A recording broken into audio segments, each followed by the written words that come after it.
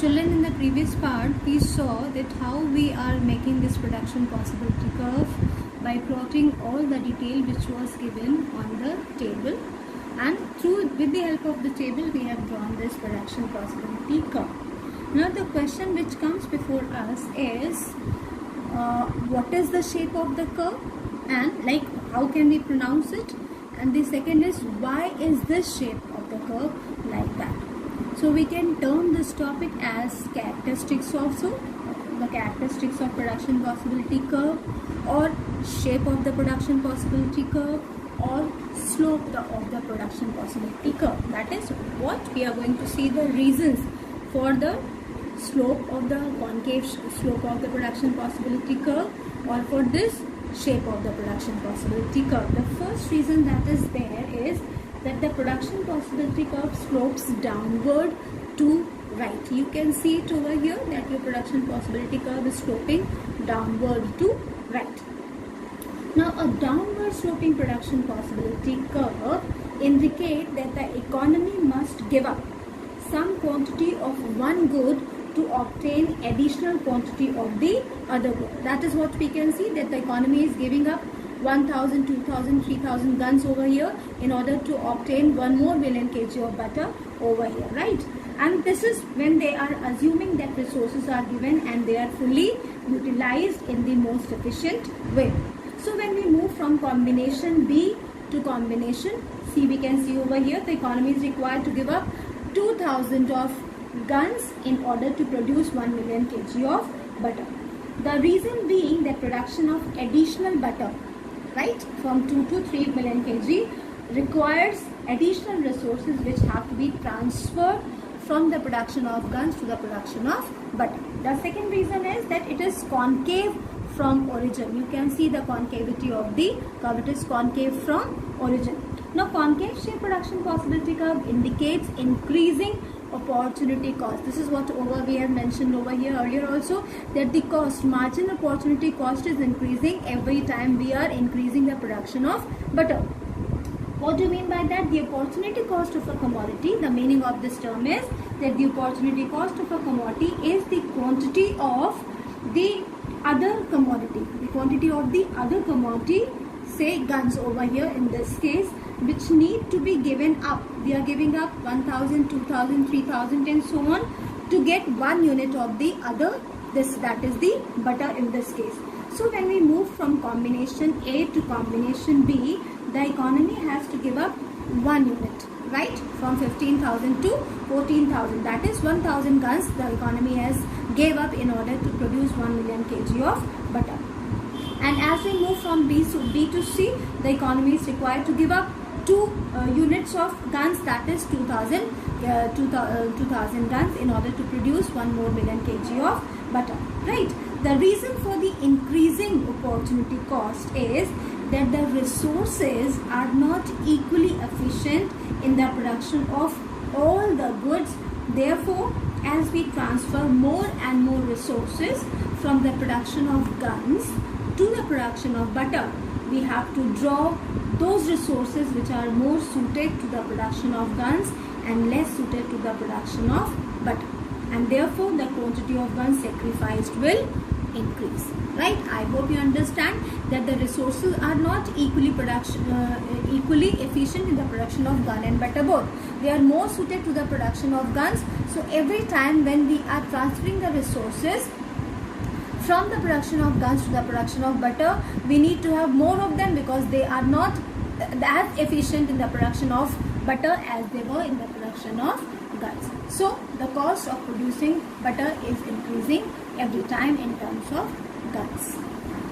Then we have already studied the problems that an economy is facing in the form of a scarcity of resources. Resources have alternative uses, what to produce, how to produce, the problem of growth, right? We have studied all the problems that every economy in the world is facing. Now we will be using this concept of production possibility curve to depict those problems on that particular curve, right?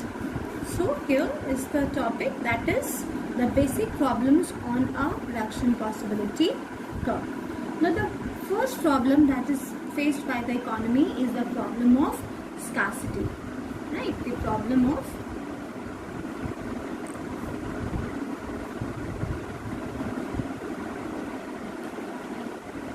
the problem of scarcity is it implies by all those combinations that you can see over here in this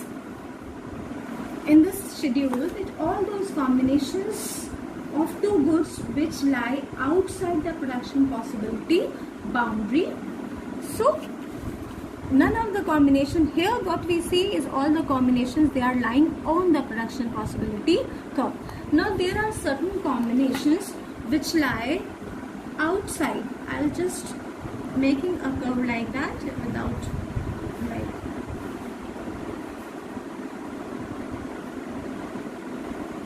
this is number of guns and this is quantity of butter, right? Now this is the shape of the curve, as we have already learned that how we do it. A combinations B, C, D, E and F. These many combinations we have studied. Now suppose there is a combination which is lying over here and we give the variable K to this combination, right? All the combinations which are shown on the production possibility curve, they show the complete and efficient utilization of the resources available in the economy. But if we have a choice of a combination which is lying outside the production possibility boundary, such as this, like this, then it shows that combination that cannot be attained because sufficient quantity of resources are not available to produce them. Because I have already told you that all those combinations which are shown on the curve, they show the complete and full utilization of resources. So if all the resources are used, then what we have is these combinations. If any combination is above and beyond that, then if this combination, in this case it is not attainable because sufficient amount of resources are not available. The economy does not have at all enough resources to produce those quantities. It is only the points on or inside the production possibility curve that are attainable. That is the combination that can be attained with the given resources.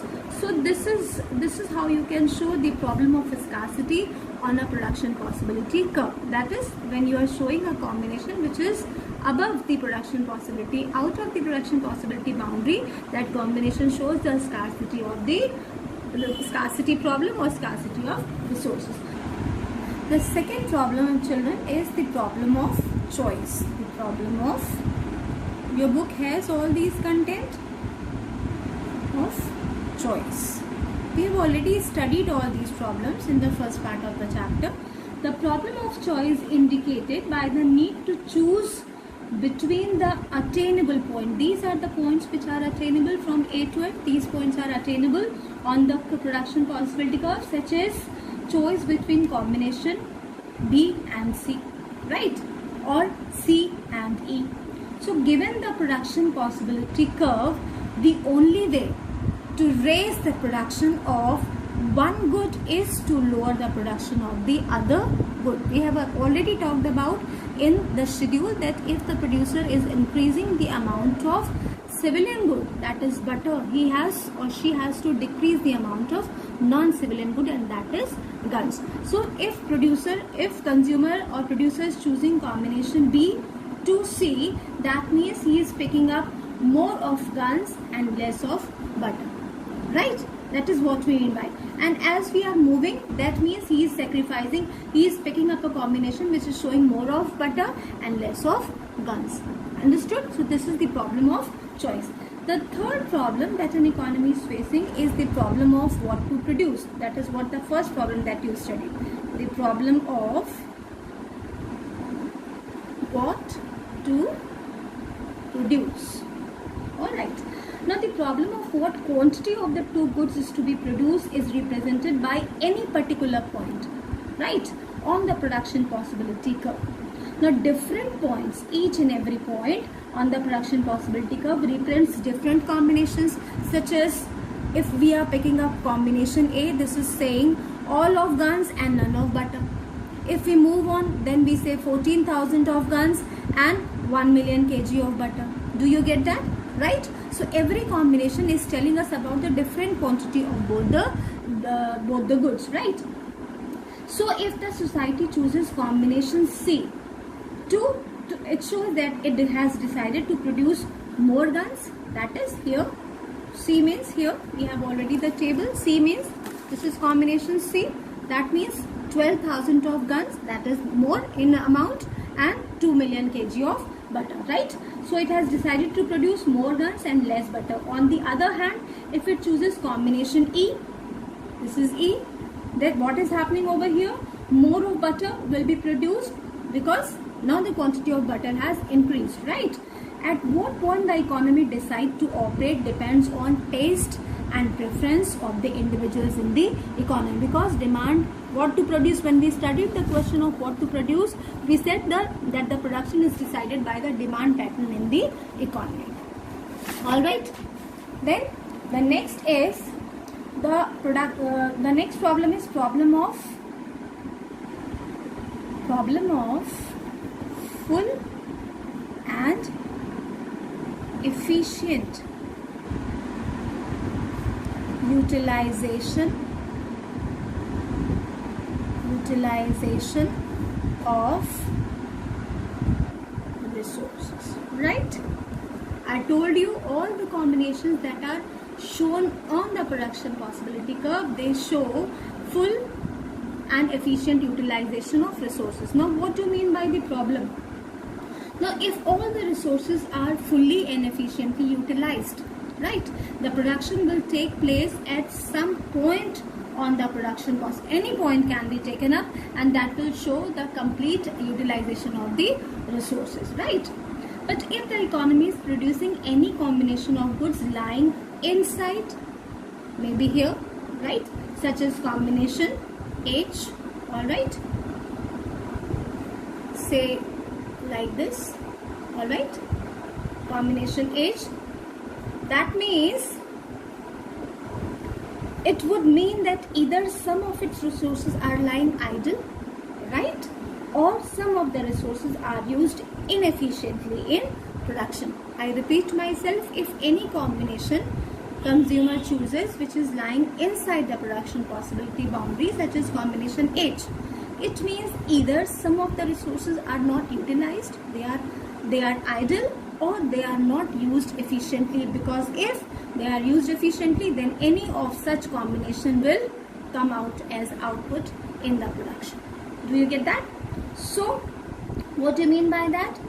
So here the economy can move from H. The economy can move from H to any points on the production possibility curve through efficient and fuller utilization of resources. For example, it can produce more guns by moving from H to point C, or more butter by moving to E, right? So this is the problem of full and efficient utilization of resources. That is, if any combination that is being produced lying inside the boundary, it can move from there by picking up any of the other combinations that are lying on the production possibility boundary, right? The next problem is the problem of economic growth. Now whenever the question will come regarding this, children, you have to draw the diagram individually and the schedule, everything you will have to draw and write the complete illustration along with the diagram, right? The problem of economic growth. Now the economic growth says, as pointed here above of production possibility, it is drawn on the assumption of given resources and given technology, right? That means the resources are given, they will not change, their amount cannot be changed, and the technology is best used technology by the producer. So both the things are given, so the producer has no choice but to use the given resources and given technology. Now these are the assumptions, but in practical what happens? Economic growth happens, right? The resources, we have studied the welfare definition, we have studied the growth definition, and there it was said by the economists that the resources, they grow over time. So if the resources will grow, then the economy will also grow. So economic growth results in increased availability of resources and technological development, right? If the economy will grow, if the resources will grow, then the technology will also grow and the production will also increase. As a result of increase in resources and growth of technology, the capacity of the economy to produce goods and services will increase, right? So this is the curve. This curve is before economic growth, right? This is the curve, or these are the combinations which are before the economic growth. If the economy grows, the production possibility curve will shift outward like this. The dotted line is talking about the production possibility curve after the economic growth.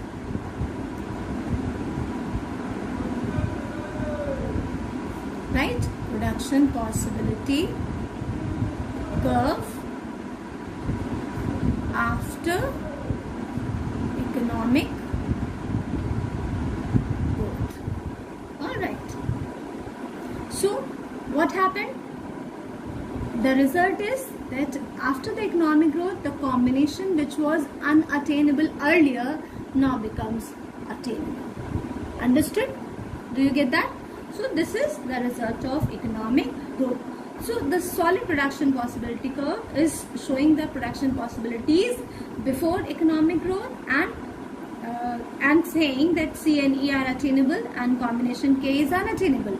But economic growth results in the shift of production possibility curve outward as indicated by the dotted curve and showing increased production of both the goods, because this combination is showing the increased amount of both the gun and the butter. So the production possibility curve is a useful tool of analysis and is used in explaining many other economic problems as well. With this, your chapter is over.